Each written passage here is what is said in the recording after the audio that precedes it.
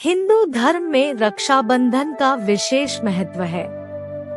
ऐसे में आज हम आपको बताएंगे कि आखिर इस त्योहार की शुरुआत कैसे हुई थी।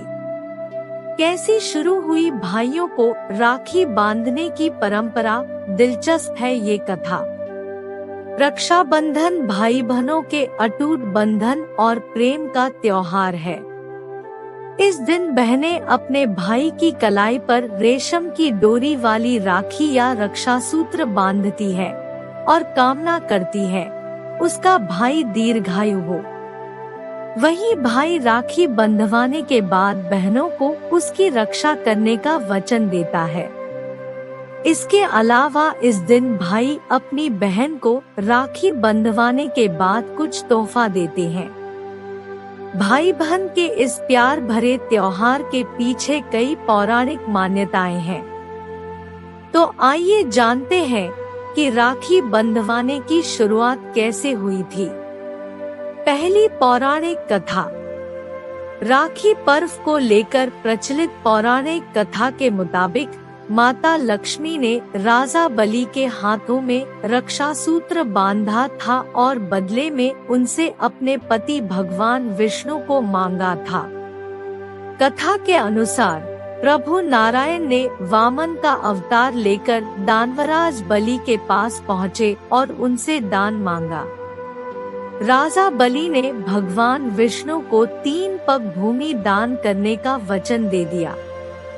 भगवान विष्णु ने एक पग से आकाश लोक और दूसरे पग से पाताल लोक नाप लिया और जैसे ही तीसरा पग उठाए तब राजा बलि का घमंड टूटा और उसने अपना सर भगवान विष्णु के सामने रख दिया। तब भगवान विष्णु प्रसन्न होकर राजा बलि से कहते हैं, वरदान मांगने को कहा।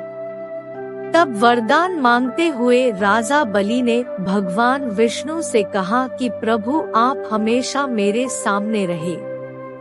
इस पूरे वाक्या का पता जब मां लक्ष्मी का लगा तब वह परेशान हो गई और विष्णु को वापस लाने के लिए रूप बदलकर राजा बलि के पास पहुंच गई। वहां उन्होंने बलि को अपना भाई मानते हुए उनके हाथों में रक्षा सूत्र बांध दिया।